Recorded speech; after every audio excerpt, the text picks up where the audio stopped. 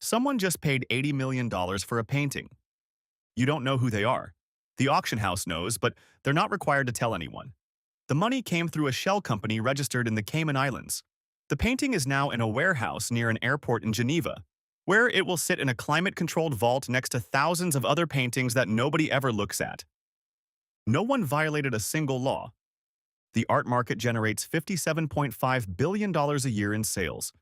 It is one of the last major industries on Earth where you can move enormous sums of money with almost no regulatory oversight, no mandatory disclosure of who the buyer is, and no requirement to explain where the money came from.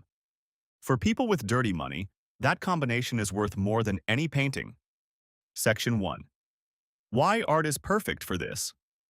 To understand why the art market became a money laundering machine, you need to understand what makes it structurally different from almost every other market. First, prices are completely subjective. A Picasso is worth whatever someone will pay for it. There is no objective valuation. No auditor can tell you the painting is overpriced. This means you can buy a piece of art for $5 million and sell it for $15 million, and nobody can prove the transaction was designed to move money rather than reflect genuine market demand. Second, anonymity is built into the system. In most financial transactions, both parties must identify themselves. In the art market, buyers at auction can operate through agents, advisors, and shell companies. The auction house works with the agent. The agent represents the shell company. The shell company is registered in a jurisdiction with no beneficial ownership disclosure requirements. The actual human being with the money never appears in the paperwork. Third, only 25 to 30% of art transactions are processed through banks. The rest happen in cash or through private arrangements. No bank record, no financial trail. Fourth, the goods are portable. A $10 million painting can be rolled up in a tube and carried across borders. The same $10 million in cash would weigh over 100 kilograms and require a truck. Fifth, and this is the crucial one, until very recently, the art market in the United States was entirely exempt from anti-money laundering regulations. Banks, casinos, real estate brokers, even car dealers faced reporting requirements under the Bank Secrecy Act. Art dealers did not. The U.S. art market, worth $25 billion annually, representing 42% of global art sales, operated completely outside financial crime reporting rules. A drug cartel, a corrupt politician, a sanctioned oligarch. Anyone who needed to move dirty money into the clean economy could use art to do it, legally, with no reporting requirements whatsoever. Section 2. How it actually works. Let's walk through the basic mechanism. You have $10 million in dirty money. It came from somewhere you can't disclose. Corruption, drug trafficking, tax evasion, sanctions violations. You need to get it into the clean financial system. Here's one way to do it. You set up a shell company in a jurisdiction with strong secrecy laws. The shell company buys a painting at a private gallery for $10 million, paid in cash or through a wire transfer from an offshore account. The gallery records the sale to the shell company. No questions asked about who owns it. The painting goes into storage at a Geneva FREEPORT. A FREEPORT is a warehouse near an airport that is technically in a customs-free zone. Goods stored there are classified as in transit and exempt from import duties and taxes. The Geneva FREEPORT is estimated to hold $100 billion worth of art. It functions simultaneously as the world's largest art storage facility and one of the world's most effective tax havens. Inside the FREEPORT, the painting changes ownership. Another shell company, or the same one or a related entity, buys it for $13 million. The painting never moved. No customs were involved. No taxes were paid. But suddenly, the original $10 million has become $13 million that can be traced to a legitimate art transaction. The new owner can now sell the painting through a reputable auction house, creating a paper trail that shows the money came from art sales, not from whatever the original source was.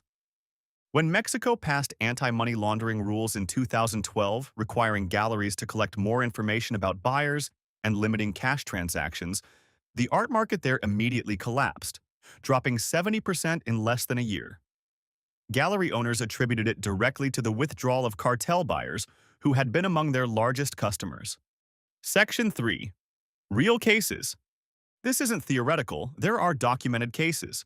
In 2020, a U.S. Senate subcommittee published a report specifically focused on the use of high-value art to evade sanctions.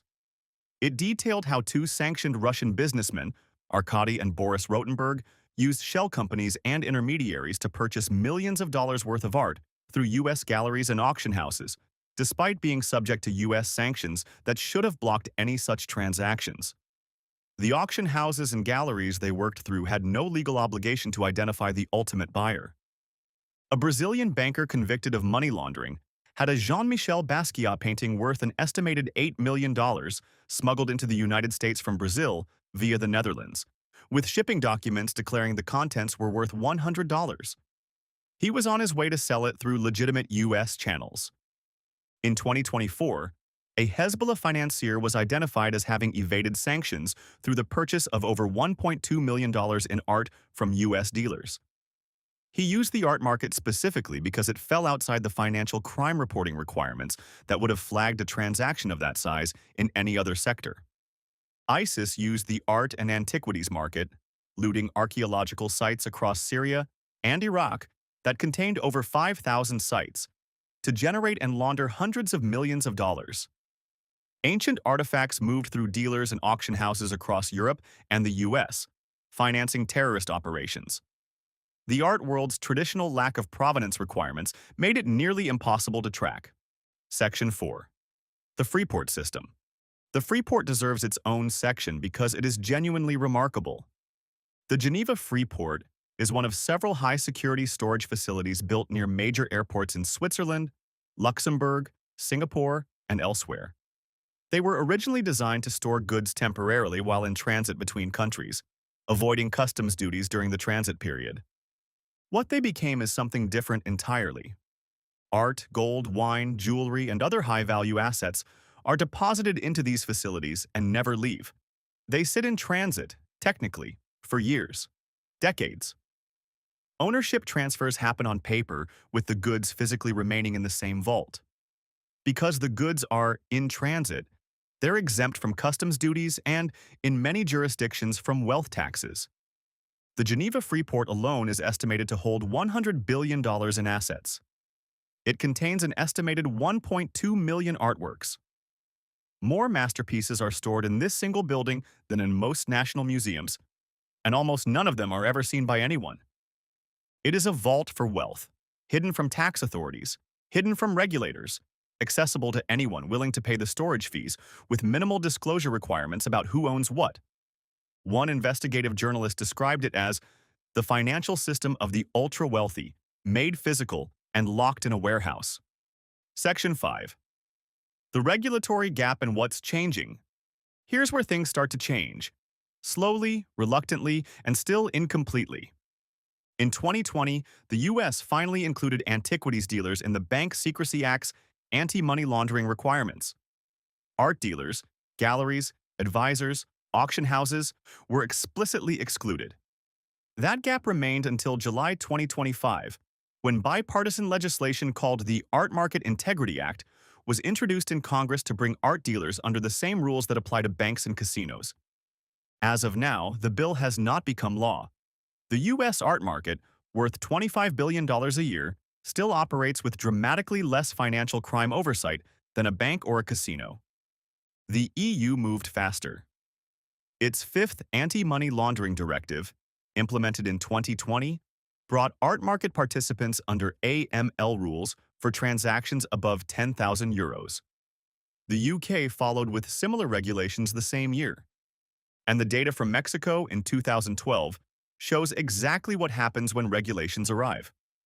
Sales fall sharply, because a portion of the buyers were there specifically because there were no regulations. When stricter AML rules spread across major art markets in the early 2020s, global art sales dropped from $67.8 billion in 2022 to $57.5 billion in 2024. A 15% decline over 2 years, right as regulations tightened. Correlation is not causation. There were other factors. But the pattern echoes Mexico 20 years earlier. Clean money buys art too. But the volume associated with dirty money was larger than the industry ever admitted. Conclusion: the art market is not entirely a money laundering machine. There are genuine collectors, genuine curators, genuine cultural value in what it does. But it has functioned, structurally, as one of the world's most effective vehicles for moving dirty money into the clean economy. For decades, without oversight, without reporting requirements, and with the full knowledge of the institutions that operate within it. The anonymity was a feature, not a bug. The opacity was a selling point. The Freeport system was a financial architecture built to remove assets from the scrutiny of any government, tax authority, or regulatory body. When Mexico introduced basic anti-money laundering rules for art galleries, the market dropped 70% in a year. When the US finally started applying financial crime rules to antiquities dealers, the next generation legislation for art dealers was still pending 5 years later.